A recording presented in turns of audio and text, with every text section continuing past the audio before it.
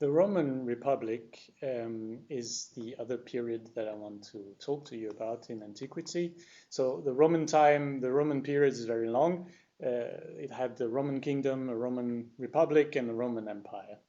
One of the figure that I think is important is Cicero, who again later on will be widely commented, and he wrote something called De Republica, which was rediscovered as a palimpsest, which is when you rewrite on a piece of paper, and then they rediscovered that the piece of paper was De Republica by Cicero. So Respublica is translated as politeia. I mean, it's the translation of the Greek politeia, which means commonwealth. It is the thing of the people. The res publica est res populi, which means the thing public, the commonwealth, is the thing of the people, which gives an idea of ownership by the people.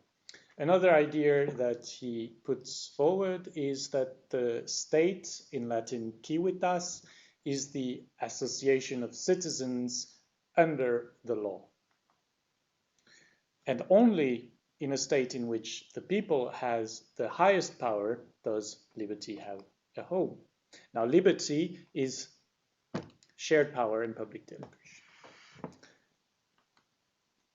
In the Middle Ages, as I said, in the beginning, Justinian I wrote this Corpus Juris Civilis, which is a collection of all the laws of the Roman Empire and previous laws.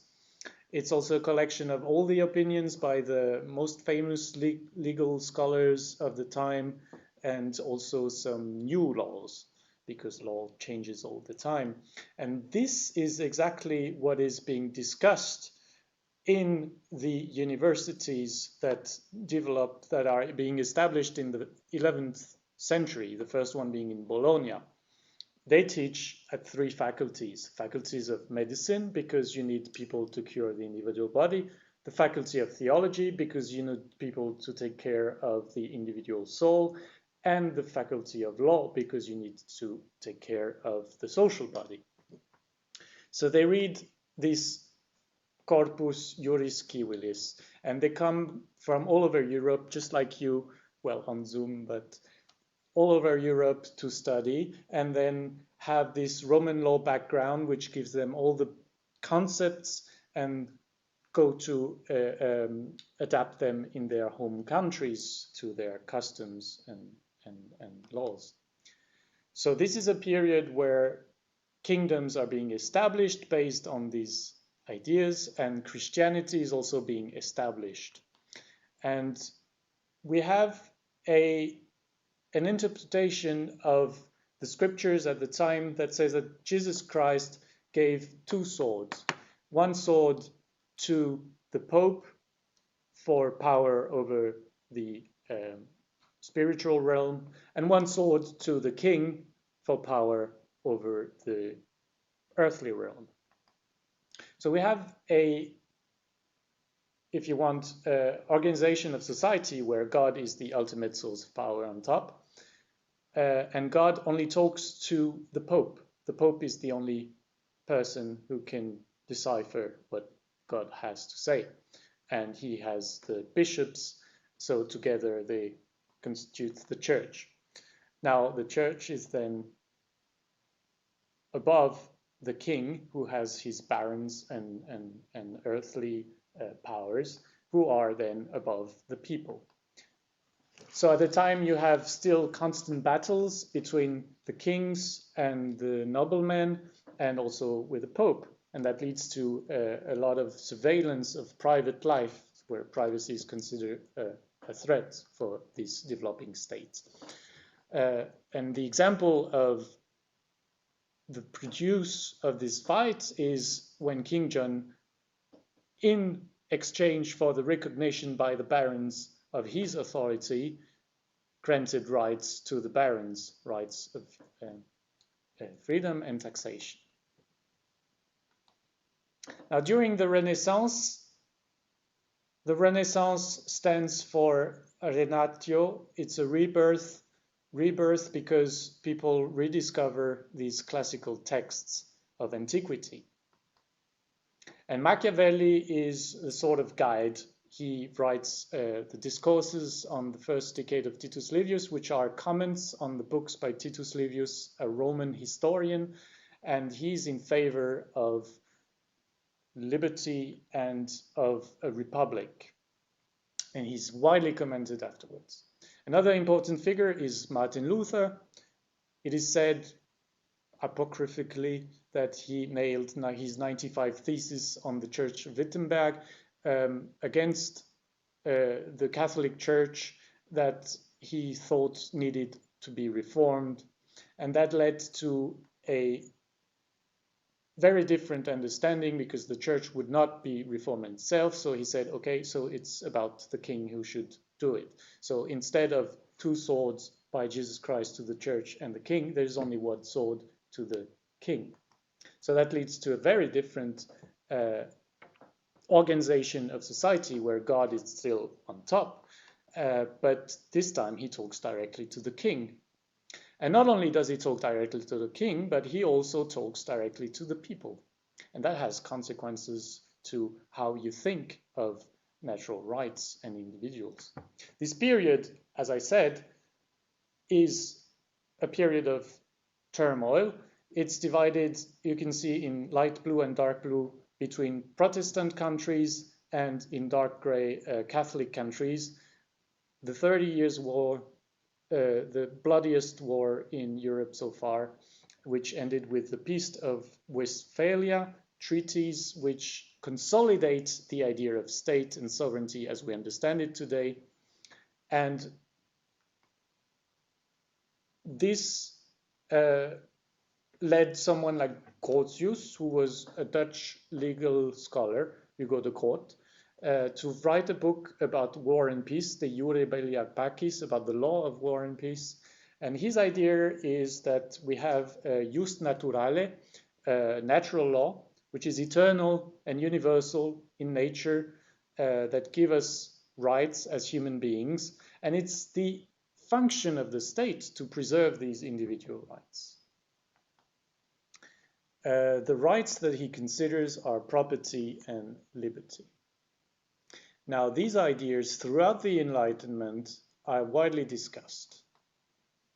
Let me first start with the English Civil War. So we still have these parliamentarians and the royalists, and they're fighting, the noblemen and the partisans of the king.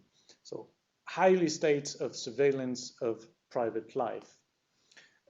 We can see in Hobbes this sort of distinction that, again, as I said, between liberty and authority, or liberty and imperium, sovereignty, where he says that liberty is not good because it's a natural state in which everyone is in state of war, so we need to have a strong state. And that's what he argues even more clearly in Leviathan. And Leviathan is also very important and interesting, not only because he has this idea of natural rights and social contract, and that the state should preserve order, but also for the first time it's this idea of a state as an external entity, a third entity, as you can see on this picture, composed of all the individuals in the state. Now, there are other people, such as Locke, for instance, who discuss these ideas of natural rights, state of nature, and social contract, and how our rights in nature and the state of society are connected. And they say that instead, in the state of nature, we are actually free. It's a good thing. We are living in bliss, and that's actually what the state should do, is to keep these rights. And this is the idea that prevails with the Bill of Rights in the English Parliament in 1689. Again, the American Declaration of Independence, the same declarations of natural rights, and very importantly, the French Universal Declaration of the Rights of Man and the Citizen. And this declaration states very, very clearly that the goal of any political association, so the role of the state, is to conserve these natural rights defined as liberty, property, and safety. Modernity from 1800 to today is a history of consolidation then of this state and the rule of law in the state. The state develops into the idea of nation state that we have today. So citizens have better legal system and can have their rights protected against the state. All is well. No, because there is also increasing technological development. It's the Industrial Revolution. There is the development of photography, very cheap newspaper everyone can buy. So that also again increases possibilities for surveillance. And there is in particular in the US someone who will become a Supreme Court justice whose name is Warren, and his friend Brandeis. So he was having a party and they came what we can call the paparazzi and took pictures at the party, which was a private party, and wrote in the newspapers, and he was very upset about it. And they felt that the existing legal system was not taking care of this, and so that they came with this concept of a right to privacy. And we will see this document that you will have to read, and we will discuss it in the discussion session. And this is the right to privacy that then was included in the Declaration of Human Rights. Now let me finish with looking at the present. That nowadays we have even stronger liberal democracies, the rule of law, citizens are widely protected, their rights are protected from the state. But what is new is the new development in technologies, and particularly the digitalization of society, internet, and non-state actors, which now are putting a threat to liberty and privacy. And this is the discussion that we can have nowadays with Rike about the legal settings and if our legal apparatus is up to date or if we need something new to defend against this new external authority, our liberty. Thanks.